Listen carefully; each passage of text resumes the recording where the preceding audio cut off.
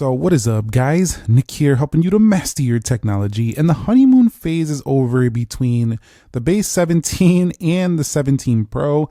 I've had these things since September of last year, and iPhone 18 Pro rumors are already starting to heat up, especially the Pro and Pro Max and the iPhone Fold. But in this one, I want to talk about how I felt about these two over time. If you're still deciding to go in the summer, thinking about getting one of these guys right here. Let's start by talking about the displays and how the 17's ProMotion display has been the game changer for this phone. We talked about this being a big deal over the years. Like I've been saying for years, they need to update this, they need to update this. Finally, updating this has really answered the problem to this phone, which was always having a 60 hertz panel. And so I feel like this phone has basically made that upgrade to the Pro for its display nearly irrelevant, but Apple was smart enough to know to do one extra thing to make this still a better display than the base model. One, it does have slightly thinner bezels than the base model, but also it does have itself a better anti-reflective coating. And that one thing is that this iPhone 17 Pro does have a better anti-reflective property than that on the iPhone 17. So you get better anti-glare and all that stuff on this phone. So if that's something that you really value a lot, you're outdoors a lot, reflections, bright lights, this is still going to be the better option display, but it's so minuscule. It's such a little thing that basically the iPhone 17 has been, to me, the better value pick this year, just because you're getting the same experience basically. Almost no one's going to be able to tell the difference. And many months later, I just keep thinking about how great it is to finally have ourselves at ProMotion. You really feel it in things like, scrolling, whether you're reading news articles or whatever. It's just a lot smoother to the eye. It feels nice to just kind of consume things, and it gives you less eye strain because your eye is not adjusting to a slower 60 hertz panel. So definitely, I really love that they have that on here. Also, I love another feature in the display, and it comes with both of them. But if we go down here, let's go to accessibility. Hold on. Let's go to accessibility, and we go to display and text size right here. I love this pulse width smoothing feature because what it does, this PWM feature, is that it allows it to have better low brightness at nighttime settings, so you can essentially not get too much headache, eye strain, or anything like that if you're using this in dimly lit situations. So that's also a really good thing for these. However, there is something we need to talk about with these two phones many months later, and it's a reality check that I had learned for myself firsthand. The iPhone 17 Pro simply stays much cooler to the touch. Now, that specification you'll see marketed about the vapor chamber, the essentially the aluminum enclosure here, making it much cooler to touch, but it's the A19 Pro, the 12 gigs of RAM, and combine that with the vapor chamber and the construction of this phone. It is not just marketing claims. You feel the heat much more on the 17. This feels pretty warm up here. It feels basically like a 16 Pro in the heat department. So if you found that phone to be a little too warm and you were looking for upgrades and heat from your past phones, this one I would skip. I would just go straight to the Pro. It's definitely worth it. I've had a reality check with that over the past few months. I could feel some heat on this phone, and I was like, yep, this is reminding me why it's the base model. And that is the main thing that had reminded me why. Now, the thing is, what's cool about the 17 is that even though it's the base model, it can still play most of the same games and still do it very smoothly, just like a flagship phone. But the thing is it does warm up when you push beyond some basic use and you start playing extended sessions in those games. So I would say this is a better phone for people who are casual users and casual to heavy users, but they don't push their phone beyond, medium to heavy use. I think if you start pushing heavy, the 17 Pro is simply with the better thermals, the better chip, the better RAM, is just clearly the better option here between them. And that leads me on to something else I want to talk about with these two phones, and that's the weight and the bulk to design trade-off here. Now, the 17 does have a better weight. It's lighter to hold and all that jazz, but the same thing is that the iPhone 17 Pro at the same time does have a smoother edge. It just feels newer, nicer, more modern. And so for me, after all these months, I do think the smooth aluminum edges, while it is subtle, it definitely feels like the newer phone. So you have to decide, do you want to have yourself, a smoother, more modern look here with the iPhone 17 Pro? And when I say smooth, it feels smooth in the hand right here in the corners. It's like the best phone I've felt pretty much probably of all time in terms of like in these corners right here. It just feels absolutely phenomenal. And I wish a lot more phones would adopt this kind of like smooth texture at the corners. It's really nice. 17 Pro does give you some heft though. It feels a little bit bulky. It feels like a little battery pack, like the weight of it in your pocket. But the thing with the 17 is it has a lighter weight feel to it. However, the corners are much more flat and sharper. This honestly, the 17 base feels more like a Samsung phone in terms of the edges. They just kind of feel more similar to that. This feels more, smooth iPhone corners on the 17 Pro. So I do like the 17, but at the same time, I do prefer to recommend, after these many months later, if you care about design, feel, and details, the iPhone 17 Pro. I think you'll really enjoy that a bit more when it comes to that area. Now, does the RAM actually make a difference between these two phones? We have 8 gigs of RAM and 12 gigs of RAM here, and I found in reality, not really. It doesn't really change much to me in the daily use. I could barely tell a difference between these. And the only time I did was when I did speed tests and I had like 1,000 apps open at once. That's really the only time, because in daily use, the phones seem to perform nearly about the same. And so I think the RAM is only going to be beneficial for those of you who, again, we're always going to come back to that heavier gaming situation because you want more headroom, more memory.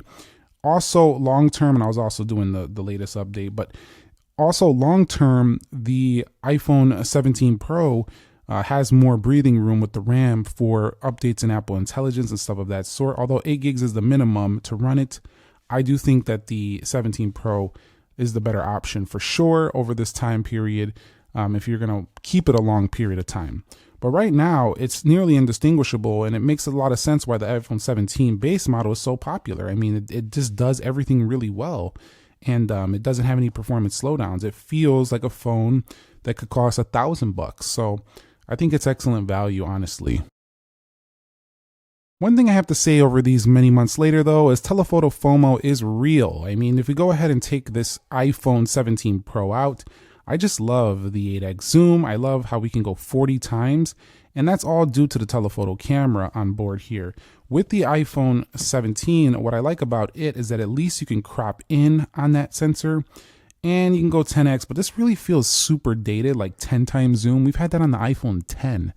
That's kind of like weak sauce still. At this point, there's like a lot of budget phones can zoom much further than this. So I think Apple needs to step it up with the zoom on both of these. I think the Pro should zoom like 80 to 100 times X, just like most other competitors in this price tag. And I think that the base model 17 should be zooming like 30 to 40X. Let me know if you agree with that down below. So there is some FOMO there when using this. Like, I wish I had a little bit more zoom sometimes. But the ultra wide is a camera that a lot of people tend to like, and some people tend to say, I would rather have a telephoto. But at least you can crop in on that Fusion camera, and if you stay within the 2 to like 5x range, it stays pretty sharp. As you get closer to 10, you'll see some noise start to creep in on here. The nice thing is, though, is at least the front-facing camera is absolutely beautiful. So I do like that on here. But I have to say, for the camera department, as clear as it might seem like, oh yeah, it's a better camera, the real reason it's better is because you have more zoom, and then you have more pro features, including those ProRes support, as well as the resolution controls. And if you're really taking your iPhone to a tripod, you're going to transfer it via this quicker USB-C down here. It does make your process more seamless, and you do have more room for growth if you do want to advance to 4K and stuff of that sort. You can still do 4K here and all that stuff, but it's just a little bit more advanced here on the iPhone Pro, and it's actually meeting the demands of pro users, which is something the 17 simply doesn't do. It gives you more like standard 4K consumer grade video. This over here can push a little bit beyond that. So it's a specific use case, but if you are going to do that and you do plan to do that in your future, I would just pay the extra money and get the Pro for sure. However, one of the things that I have to say that the 17 Pro also still wins on is battery life, and that's going to come down to the A19 Pro being more efficient than the A19 over here.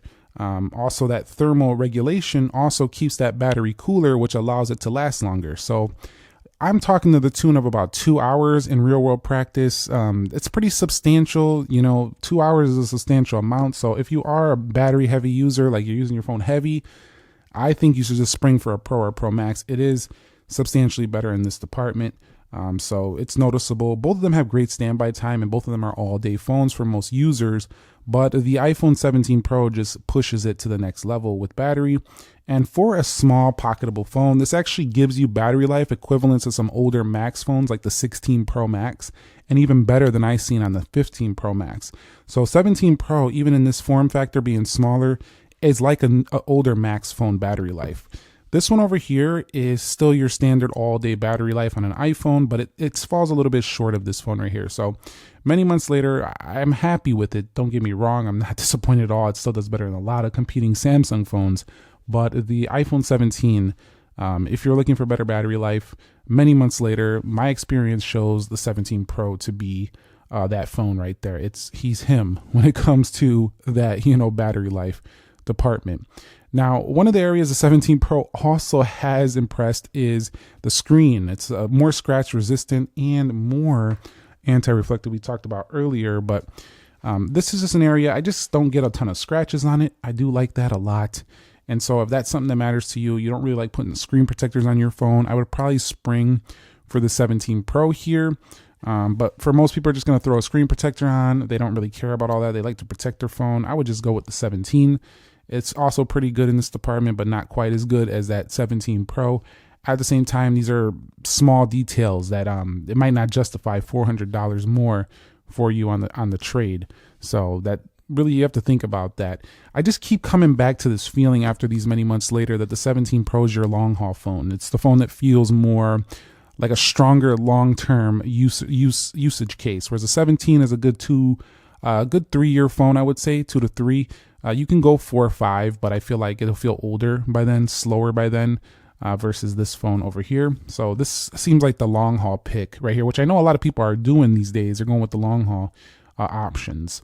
Value for money, though, both are very strong options, but I still feel like the 17 has won it over value for money over these many months I've been using them. And the reason why is because it does offer about 90% of the usage cases that you would need to do on the 17 Pro. I think only a small subset of users actually are going to use the Pro level features that require the faster USB-C transfers, that require the log video recording, that require that extra battery life, that require those camera control options on a tripod, that require the anti-reflective properties. A lot of these things to me are luxury features. They're nice to haves, and they are specific, camera videographer features that I don't think the average consumer actually uses.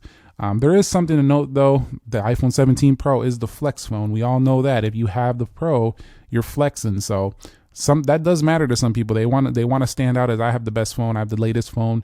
And while to me, that's personally my personal opinion, not why I pick phones. I pick them based on functionality, and I like what the Pros do for me as a video creator. But for a lot of people, that matters. Like, I want the latest, I want the one that looks the best, and I get it there.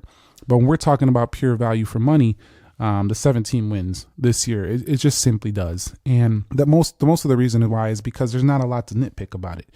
It has that ProMotion. It has a bigger screen, longer battery life than the previous options, good enough cameras on both front and rear, and it's pretty darn fast. It can run most of the same things, and it comes in this beautiful green color right here. So the final verdict is, should you return the 17 Pro and just go get the 17, get your money back if you already picked one up, or vice versa? Should you return your 17, upgrade to the Pro, or if you haven't bought one, which one should you get?